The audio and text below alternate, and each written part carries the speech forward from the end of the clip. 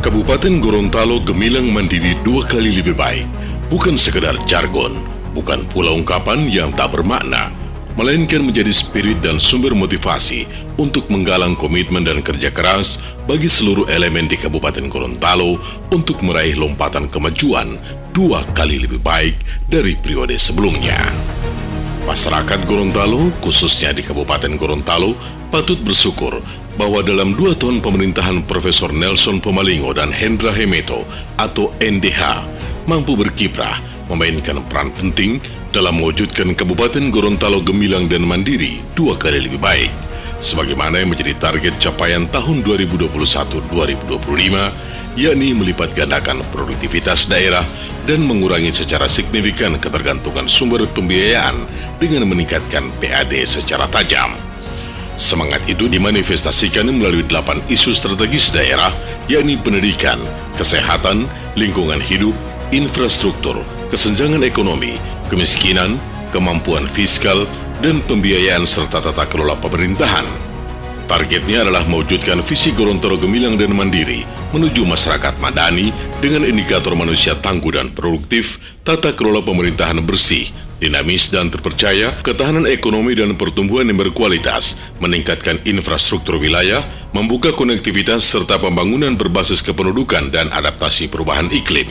Untuk mencapai hal itu terdapat 3 program prioritas daerah tahun 2021-2026, yakni pembangunan manusia, ketahanan ekonomi dan pengembangan wilayah, serta pemerintahan transformatif dan ketahanan iklim. Sejalan dengan hal itu, berbagai program visi dan target yang ditetapkan dalam 2 tahun terakhir mulai menunjukkan hasil yang baik. Hal itu dapat dicermati dari berbagai indikator capaian makroekonomi daerah yang progresif, di antaranya pertumbuhan produk domestik regional bruto atau PDRB yang menunjukkan peningkatan, yakni 2,42% dibandingkan tahun 2020 yang hanya 0,01%. Bahkan Kabupaten Gorontalo pada tahun 2021 memberi kontribusi sebesar 31,20% terhadap pertumbuhan ekonomi Provinsi Gorontalo. Demikian juga dengan pendapatan per kapita Kabupaten Gorontalo yang sudah berada pada kisaran 34,893 juta. Hal itu berarti pendapatan tiap penduduk Kabupaten Gorontalo secara rata-rata sudah mencapai 2 juta rupiah per bulan. Indikator lainnya dapat dilihat dari Indeks Pembangunan Manusia atau IPM Kabupaten Gorontalo yang terus meningkat dari tahun ke tahun. Jika pada tahun 2020 IPM Kabupaten Gorontalo berada pada angka 67,34%, maka pada tahun 2021 sudah berada pada angka 68,28%. Demikian juga berbicara tentang kemiskinan. Data terakhir Maret 2022 menunjukkan bahwa jumlah penduduk miskin di Kabupaten Gorontalo terus turun, yakni mencapai angka 17,71% dibandingkan dengan tahun 2021 yang berada pada angka 17,89%. Penurunan angka pengangguran juga menjadi indikator terhadap keberhasilan program yang dicanangkan oleh pemerintah daerah yang hingga saat ini berada pada angka 1,83% jika dibandingkan dengan tahun 2020 yang berada pada angka 3,41%. Sementara indeks Gini rasio pada tahun 2021 berada pada angka 0,389%. Angka ini tidak terlepas dari Incremental Capital Output Ratio atau ICOR, yakni rasio investasi terhadap pertumbuhan yang sama dengan kebalikan dari produk marginal modal. Semakin tinggi ICOR, semakin rendah produktivitas modal atau efisiensi marginal modal. Terkait hal ini, ICOR Kabupaten Gorontalo berada pada posisi 14,97%. Terkait inflasi di Kabupaten Gorontalo, pada triwulan 2 2021 pada bulan Desember 2021 mengalami kenaikan indeks harga konsumen atau IHK dari 106,14 pada bulan November 2021 menjadi 107,12 pada bulan Desember 2021. Selain capaian terhadap ekonomi makro, indikator lainnya yang dapat dijadikan rujukan adalah capaian pembangunan daerah yang meliputi bidang pendidikan, kesehatan, dan pembangunan infrastruktur. Capaian di bidang pendidikan indikatornya dapat dilihat dari rata-rata lama sekolah atau RLS dan harapan lama sekolah atau HLS. RLS di Kabupaten Gorontalo tahun 2021 berada pada angka 13,18 dan pada tahun 2022 berada pada angka 7,30. Indikator lainnya dapat dilihat dari angka partisipasi murni atau APM dan angka partisipasi kasar atau APK. Untuk tingkat SD berada pada angka 110,25, APK SMP pada angka 78,58, dan APK PAUD pada angka 39,57. Sementara APM SD berada pada angka 97,61 dan APM SMP pada angka 66,57. Keberhasilan di bidang kesehatan indikatornya dapat dilihat dari capaian prevalensi stunting 0-59 bulan berdasarkan data pemantauan statis gizi PSG tahun 2015-2017 dan data EPP-GBM 2018-2021 yang secara umum mengalami penurunan secara drastis dari tahun ke tahun, yakni untuk PSG berada pada angka 24,8% atau menurun jika dibandingkan tahun 2016 yang berada pada angka 28,4%. Sementara EPP-GBM pada tahun 2021 berada pada angka 4,5 atau menurun jika dibandingkan tahun 2020 yang berada pada angka 9. Indikator lainnya terkait angka kematian ibu dan kematian bayi yang terus mengalami penurunan dari tahun ke tahun.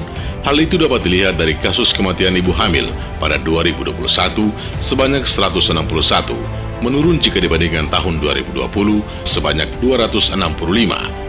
Demikian juga dengan kasus kematian bayi dari tahun 2021 menurun drastis menjadi 1,3 dibandingkan dengan tahun 2020 yang mencapai angka 8,7.